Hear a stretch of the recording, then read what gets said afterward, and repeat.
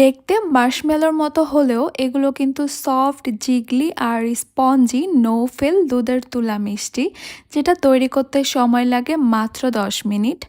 আসসালামু আলাইকুম everyone, welcome to Afsara's mini kitchen.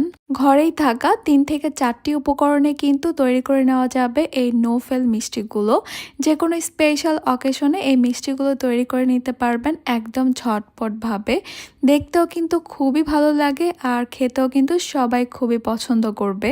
আজকের এই দুধের তুলা মিষ্টিগুলো তৈরি করার জন্য একটা প্যানে নিয়ে নিব আমি 3টা ডিমের কুসুম। এখানে কিন্তু ডিমের সাদা অংশটা নেওয়া যাবে না, শুধুমাত্র কুসুমটাই নিতে হবে। এরপর এখানে দিয়ে দিচ্ছি আমি 1/3 কাপ চিনি। 1/3 কাপ চিনিতে খুব একটা বেশি মিষ্টি হবে না। মিষ্টির পরিমাণটা আপনারা আপনাদের পছন্দ অনুযায়ী চাইলে আরো বাড়িয়ে দিতে পারেন অথবা চাইলে আরো কমিয়েও দিতে পারবেন, আপনাদের টেস্ট অনুযায়ী অ্যাডজাস্ট করে নেবেন। চিনি আর ডিমের কুসুমটাকে একটু সময় নিয়ে ভালোভাবে মিশিয়ে নিতে হবে। কিছুক্ষণ সময় নিয়ে মিশিয়ে নিলেই দেখতে পারবেন চিনিটা সম্পূর্ণভাবে গলে গেছে আর এখানে একটা ক্রিমি মিশ্রণ তৈরি হয়েছে। ঠিক এই অবস্থায় আমি এখানে দিয়ে দিব 1/3 কাপ কর্নফ্লাওয়ার। এরপর এখানে দিয়ে দিচ্ছি 1/4 কাপ গুঁড়া দুধ। গুঁড়া দুধটা দিলে এই মিষ্টিটা খেতে আরো বেশি ভালো লাগে, আপনারা চাইলে কিন্তু বাদ দিতে পারেন। আবার সবকিছুকে একটু ভালোভাবে মিশিয়ে নিচ্ছি আর এই কাজটাও কিন্তু একটু সময় নিয়ে করতে হবে যেন সবকিছু একসঙ্গে খুব ভালোভাবে মিশে যায়। ভালোভাবে মিশিয়ে নেওয়ার পর যখন সবকিছু মিলিয়ে একটা ক্রিমি ভাব চলে আসবে তখন আমি এখানে দিয়ে দিব 2 কাপ লিকুইড দুধ। আপনারা কিন্তু চাইলে আগে থেকে জাল করে ঘন করে নেওয়া লিকুইড দুধ এখানে দিতে পারেন। যেহেতু আমি গুঁড়া দুধ দিয়েছি তাই এই দুধটাকে আমি জাল করেও নিইনি আর ঘনও করিনি। হাফ চা চামচ দিয়ে দিচ্ছি ভ্যানিলা এসেন্স। আপনারা কিন্তু চাইলে এখানে এলাচ গুঁড়াও দিতে পারেন যদি ডিমের কুসুমের স্মেলটা পছন্দ না করেন। আর কিছুই লাগবে না। এবার এই সব কিছুকে আমি একটু ভালোভাবে মিশিয়ে নিচ্ছি যেন কোনো কিছুর কোনো লাম্পস না থাকে। ভালোভাবে মিশিয়ে নেওয়ার পর এবারে প্যানটাকে আমি চুলায় বসিয়ে দিচ্ছি।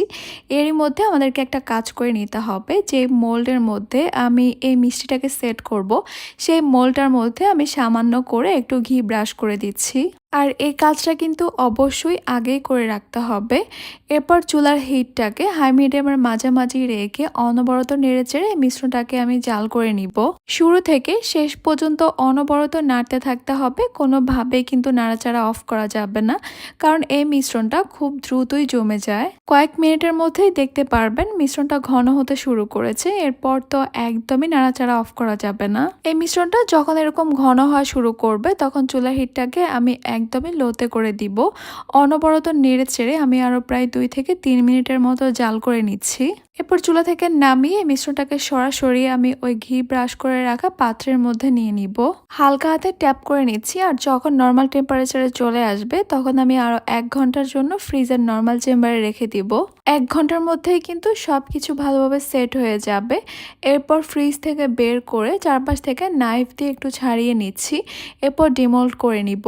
এবার আমি আমার পছন্দ মতো স্কোয়ার শেপ করে এগুলোকে কেটে নিচ্ছি। খুব একটা বড় না আবার ছোটও করব না, আপনারা আপনাদের পছন্দ মতো এগুলোকে কেটে নেবেন। এবারে মিষ্টিগুলো দেখতে আরো বেশি সুন্দর লাগার জন্য আমি সামান্য গুঁড়া দুধে এগুলোকে গড়িয়ে নিব। আপনারা কিন্তু চাইলে শুকনো নারিকেলের গুঁড়া বা মাওয়ার মধ্যেও কিন্তু এগুলোকে গড়িয়ে নিতে পারবেন। সবগুলোকে এইভাবে গুঁড়া দুধের মধ্যে কোট করে নিলেই তৈরি হয়ে যাবে আমাদের সুপার সফট, জিগিলি, স্পঞ্জি দুধের তুলা মিষ্টি। মুখে দেওয়ার সঙ্গে সঙ্গে মিষ্টিগুলো মিলিয়ে যাবে। বাচ্চারা তো মার্শমেলো মনে করে অনেক পছন্দ করে খাবে। একবার শুধু বাসায় তৈরি করে দেখেন সবাই কত বেশি পছন্দ করবে আপনার হাতের, আপনার তৈরি করা এই মিষ্টি।